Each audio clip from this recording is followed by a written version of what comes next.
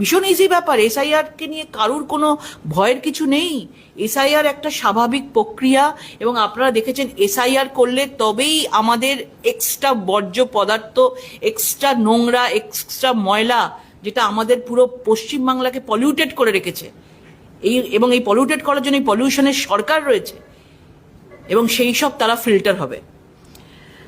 যেমন আরেকটা বিষয় বলার আছে, যেমন এই সরকার তো মোটামুটি ওই 30% রাজনীতির ওপর দাঁড়িয়ে আছে। আমরা সবাই জানি যে তুষ্টিকরণের রাজনীতি।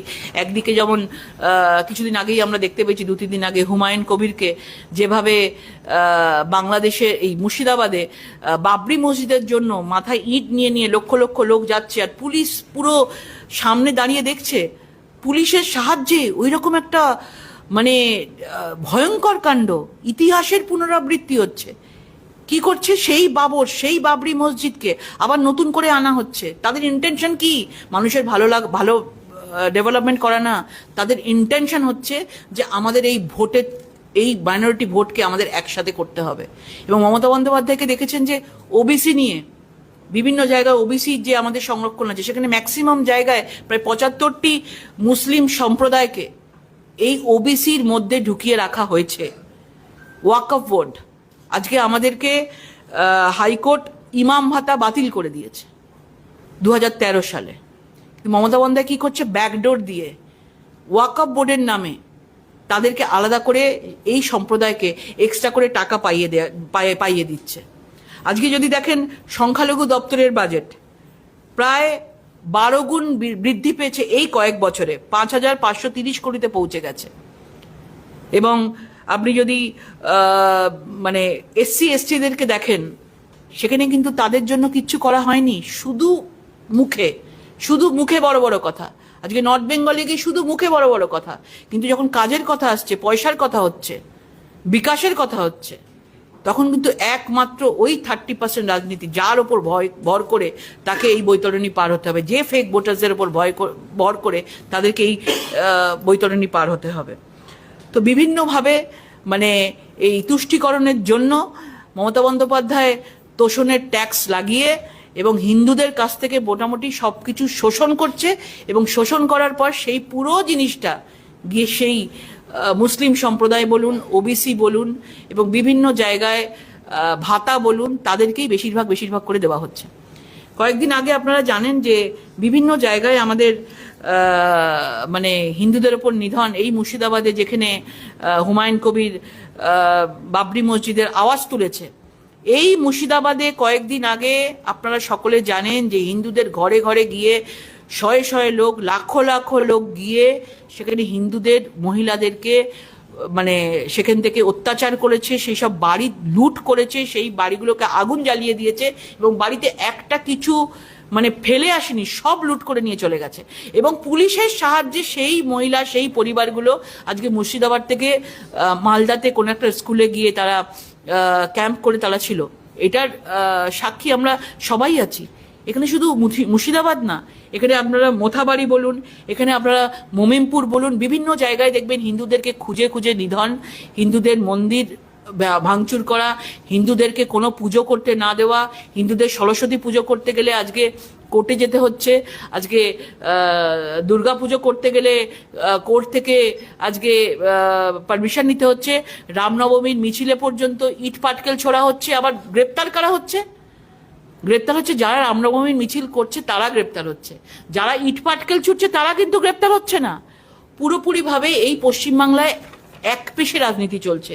বিভিন্নভাবে যদি আপনারা দেখেন যে আমাদের কোন কোন জায়গায়, বিভিন্ন জায়গায় খুব ভয়ঙ্কর একটা আমাদের কাছে মানে ডেটা তো আপনাদের দেখাচ্ছি, এবং আমাদের কাছে একটা মানে সামনেই একদম ভয়ঙ্কর একটা সময় আসতে চলেছে, যে একের পর এক জায়গায় টার্গেট করে করে, হিন্দুদের ওপর টার্গেট করে করে দাঙ্গা, বিভিন্নভাবে নানা রকম ছোটোখাটো বিষয় নিয়ে একদিনের মধ্যে 24 ঘন্টার মধ্যে দাঙ্গা লাগিয়ে দেওয়া হচ্ছে, রাইট চালানো হচ্ছে। এবং বিভিন্ন জায়গার এখানে আপনাদের কাছে একটা আমি এখানে রেখেছি, মুর্শিদাবাদ দাঙ্গা হয়েছে 2025-এ, ভাঙড়ে দাঙ্গা হয়েছে 2025-এ, মোথাবাড়ি দাঙ্গা হয়েছে 2025-এ, মহেশতলায় দাঙ্গা হয়েছে 2025-এ, বেলডাঙ্গায় দাঙ্গা হয়েছে 2024-এ, হাওড়া হুগলিতে দাঙ্গা হয়েছে 2023-এ, মমিনপুরে দাঙ্গা হয়েছে 2022-এ, ডাবগ্রাম ফুলবাড়িতে হয়েছে ভোট পরবর্তী হিংসা যে দাঙ্গার চিত্র দেখতে পেয়েছি 2021-এ, রাজারহাটে হয়েছে 2021-এ, জলঙ্গিতে দাঙ্গা হয়েছে 2020-তে, আসানসোলে দাঙ্গা হয়েছে 2018-তে, বাদুড়িয়াতে হয়েছে 2017-তে, কাটোয়াতে হয়েছে 2017-তে, ধুলাগড়ে হয়েছে, সবাই জানেন ধুলাগড়ের সেই ভয়াবহ দৃশ্য আমরা কেউ ভুলিনি, হয়েছে 2016-তে। তো একের পর এক ভাবে বিভিন্নভাবে এখানেও আছে। কালিয়াচকে হয়েছে 2016-তে, কালীগ্রামে হয়েছে 2016-তে, হাজিনগরে হয়েছে 2016-তে, চাচলে হয়েছে 2016-তে, কালীগঞ্জে হয়েছে 2015-তে, ক্যানিং হয়েছে 2013-তে। প্রায় দাঙ্গা 2011-তে 15টা, 2012-তে 23, 2013-তে 24, 2015-তে 27, 2016-তে 32, 2017-তে 58, 2021-এ 30, 2022-এ 35। এবার ভাবুন আজকে আমরা 25-এ এসে পৌঁছেছি। প্রত্যেক বছরে প্রত্যেকটা দিনে আমাদের এই হিন্দুদের ওপর নিধন, মহিলাদের ওপর লুটপাট, অত্যাচার, দাঙ্গার মতো পরিস্থিতি এই পশ্চিমবাংলায় বেড়েই চলেছে। তার একমাত্র মূল ধারক বাহককে এই পশ্চিমবঙ্গের সরকার, এই মুখ্যমন্ত্রী। কেননা তিনি বাংলার মানুষের কখনো ভালো চান না।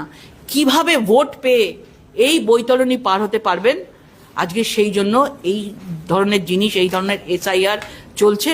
সকলকে আপনাদের মাধ্যমে বলবো যে এসআইআর খুব স্বাভাবিক প্রক্রিয়া, এটা আমাদের কাছে একটা অধিকারের মতন। অন্য দেশের অবৈধ লোক তাদের কাছে কোনো বেআইনি কাগজপত্র নিয়ে কখনো আমাদের দেশে পার্মানেন্টভাবে বসবাস করতে পারে না। অন্য দেশও যেমন দেয় না, এবং বিশেষ করে হিন্দুরা ছাড়া অন্য যে কোনো অবৈধ যারা রয়েছেন, বাংলাদেশি রোহিঙ্গারা রয়েছেন, তাদের জন্য কোনো ক্ষেত্রেই আমাদের এই বাংলা কিন্তু ধর্মশালা নয়।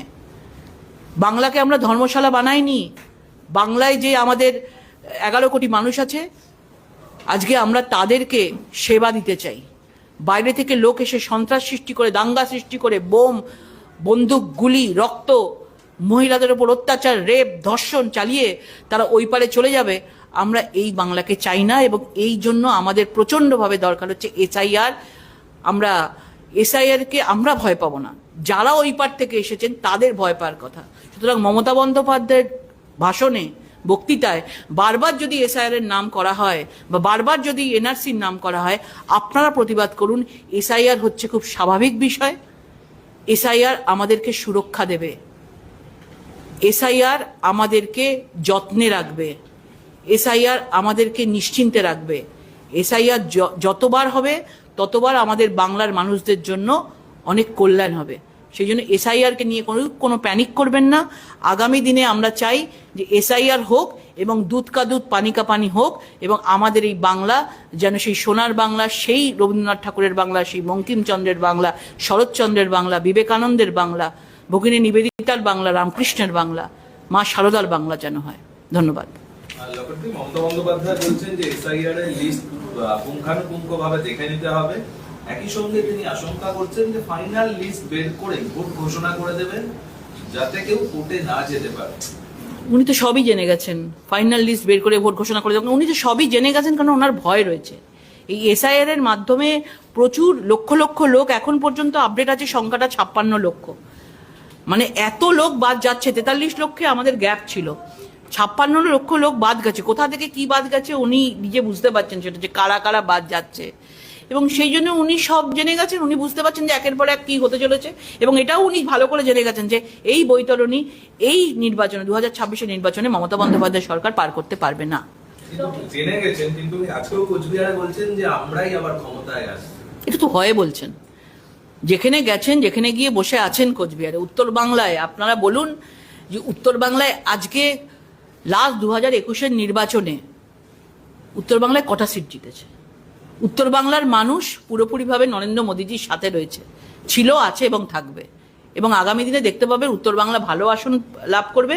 যতই উনি কুচবিহার বিভিন্ন জায়গা ঘুরে বেড়াক না কেন, লাস্ট ফল রসগোল্লা। মমতা বন্দ্যোপাধ্যায় বলছেন যে এসআইআর যখন ডাকবে, যাদের নাম থাকবে না তারা কাগজ নিয়ে যাবে, এবং কাগজ না থাকলে তৃণমূলের মেআই হেল্প ইউ ক্যাম্প থেকে কাগজ নিয়ে নেবেন। যতই কাগজ নিক না কেন, কাগজ নির্বাচন কমিশনে গেলে যদি কোনো ফেক কাগজ থাকে সেটাকে কখনো ধর্তব্যের মধ্যে রাখা হবে না। সরকারি কাগজ তৃণমূলের ক্যাম্প সরকারি কাগজ ওই যে বললাম, বার্থ সার্টিফিকেট বিক্রি হচ্ছে 10,000 টাকায়, রেশন কার্ড বিক্রি হচ্ছে, সেগুলো দেখাবে এবং পরিষ্কারভাবে নির্বাচন কমিশন বারবার সেগুলো ভেরিফাই করবে। নির্বাচন কমিশনের কাছে কেউ পার পাবে না। যদি বিএলওরা এরকমভাবে বিভিন্নভাবে চাপ দেওয়ার চেষ্টা করে তো বিএলওদের অবস্থা কি হবে সেটা দেখেছে, বিহারেও দেখেছে, এখানেও দেখবে। আজকে উনি কেন্দ্র চিঠি কুচি কুচি করে এবার বাজেটকে ছিঁড়ে ফেলেছেন। দেখুন দেখুন উনি 2002 সালের আগে অনুপ্রবেশকারী বাংলাদেশের যারা এসেছিল পার্লামেন্টে গিয়ে উনি সেই কাগজ ছিঁড়ে ফেলে এসছেন। কাগজ ছিঁড়াটা ওনার চরিত্রের মধ্যে রয়েছে এবং উনি কাগজ ছিঁড়তে খুব ভালোবাসেন। আমি কিছু মানি না, আমি কিছু জানি না, কিন্তু যতই কাগজ ছিঁড়ুক সংবিধানের বাইরে কখনো কেউ যেতে পারেনি। 100 দিনের নামে পরিবর্তন করে দিলেন উনি। 100 দিনের কাজের যে নাম তিনি এখানে কর্মশ্রী করে দিলেন। সে কর্মশ্রী করুক, জলশ্রী করুক, রূপশ্রী করুক, ঐক্যশ্রী করুক, যতই করুক, এবারে যতই নাম পরিবর্তন করুক, মমতা বন্দ্যোপাধ্যায় এবং তার সরকার যে করাপশন, যে দুর্নীতি এই পশ্চিমবাংলায় করেছে, যেভাবে মানুষকে ঠকিয়েছে, এর থেকে আর কেউ আর এখান থেকে বেরোতে পারবে না। মানুষ বুঝে গেছে, এই জন্য মানুষ বিকল্প হিসাবে ভারতীয় জনতা পার্টির সরকারকে বেছে নিয়েছে। সুপ্রিম কোর্ট কিছুক্ষণ আগে একটা পর্যবেক্ষণ দিয়েছেন, নাগরিকত্ব না হলে ভোটাধিকার নয়। এই যে এসআইআর আবহে সিএ নিয়ে মানুষের মধ্যে একটা অনিশ্চয়তা তৈরি হচ্ছে যে তার ভোটাধিকার থাকবে কিনা, মতুয়ারা কি কোথাও আশঙ্কিত হবেন? মানে সুপ্রিম কোর্টের এই অবজারভেশন কোনো কিছু আশঙ্কার কিছু নেই। দেখুন, আমাদের প্রধান ফার্স্ট প্রায়োরিটি হচ্ছে মানুষকে সুরক্ষা দেওয়া, এবং আমাদের কাছে মতুয়া বলুন বা যারা রয়েছেন ওপার বাংলা থেকে নমঃশূদ্র যারা এসেছেন তাদেরকে নাগরিকত্ব দেওয়া হচ্ছে আমাদের ফার্স্ট প্রায়োরিটি, এবং আমরা সেটা করছি। এবং এই সিএ বিল আমাদের লাস্ট 4 বছর আগে আমাদের অলরেডি পাস হয়ে গেছে। সুতরাং মতুয়াদের কোনো রকম প্যানিক করার কোনো ভয় পাওয়ার নেই। তারা সুষ্ঠুভাবে যেরকমভাবে তারা ছিল সেভাবেই তারা থাকতে পারবে এবং ভোটও তারা দিতে পারবে। কিন্তু সুপ্রিম কোর্ট তো বলছে নাগরিকত্ব না থাকলে ভোটাধিকার। নাগরিকত্ব তো দেওয়া হচ্ছে, প্রত্যেকটা জায়গায় ক্যাম্প তৈরি করা হয়েছে, নাগরিকত্ব দেওয়ার ব্যবস্থাও করা হয়েছে এবং তারা নাগরিকত্ব পাবে এবং তারপর তারা ভোট দিতে পারবে। আজকে সুপ্রিম কোর্টে বিএলও নিয়ে মামলা ছিল, বিএলওদের সুরক্ষা নিয়ে। সেখানে সুপ্রিম কোর্টে পর্যবেক্ষণ হচ্ছে এই তাদের নিরাপত্তা নিয়ে রাজ্য যদি সহযোগিতা না করে তাহলে কেন্দ্রীয় বাহিনীর ব্যাপারে আমি ভাবি। কি বলছে? নিশ্চয়ই ভাবা উচিত, আমাদের তো মনে হয় ভাবা উচিত। যেভাবে বিএলওদেরকে ভয় দেখানো হচ্ছে, যেভাবে বিএলওদেরকে মিছিল করে করে বাড়ি বাড়ি নিয়ে যাওয়া হচ্ছে, যেভাবে বিএলওদের বলা হচ্ছে ওরা কোথায় যাচ্ছে সেটা যেন তাদেরকে জানিয়ে দেওয়া হয়। বিএলওদের ফর্মগুলো একটা নিজের তৃণমূলের বাড়িতে ভয় দেখিয়ে তাদের বাড়িতে রেখে ফিল আপ করা হচ্ছে। যে জিনিস চলছে, যে অরাজকতা চলছে, আমার মনে হয় কেন্দ্রীয় বাহিনীকে নামানোর দরকার আছে। বিজেপি বিহারে 10,000 টাকা দিয়ে ভোট কিনেছে, তৃণমূল সরকার কাজ করে, বাংলায় গিয়ে ক্ষমতায় আসবে তৃণমূল, বলছেন মমতা বন্দ্যোপাধ্যায়। দেখুন, মমতা বন্দ্যোপাধ্যায় যেভাবে পশ্চিমবাংলাটাকে ধ্বংস করে দিয়েছে, মানুষ বারবার বিকল্প খুঁজছে। আর বিহারে মহিলারা থেকে শুরু করে যুবরা সবাই যেভাবে এনডিএ সরকারকে আশীর্বাদ করেছে, ভোট কেনা তো দূরের কথা, যেভাবে বিকাশ চলেছে বিহারে, ভারতীয় জনতা পার্টি বলুন, নীতিশ কুমারের সরকার বলুন, যেভাবে বিহারকে ডেভেলপ করেছে, সেই জন্য বিহার জিতেছে। এবং এই পশ্চিমবঙ্গে কোনো রকম কোনো শিল্প আসেনি, কোনো চাকরি দেওয়া হয়নি। 26,000 চাকরি লোকেরা রাস্তায় বসে আছে, কোনো মহিলা বিচার পায়নি।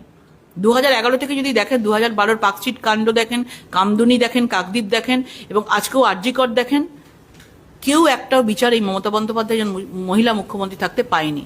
সুতরাং অলরেডি মানুষ ডিসাইড করে নিয়েছে যে এইবার আর মমতা বন্দ্যোপাধ্যায় সরকার না। মহিলা তৃণমূল কংগ্রেসের তরফ থেকে আজকে একটা মিছিল করা হয়েছে এবং সেখানে মিছিলের ইস্যু হচ্ছে প্রধানমন্ত্রী বঙ্কিম দা বলে বঙ্কিমচন্দ্র চট্টোপাধ্যায়কে অপমান করেছেন। তারা বলছেন যে জোট বাঁধুন, শক্ত হন, বাংলার অধিকার ছিনিয়ে আনতে হবে। আর কোনো কিছু পায়নি। 70 বছরের কংগ্রেসের সরকার কোনোদিন বঙ্কিমচন্দ্র চট্টোপাধ্যায়কে সেই সম্মান দেননি, সেই রেসপেক্ট দেননি।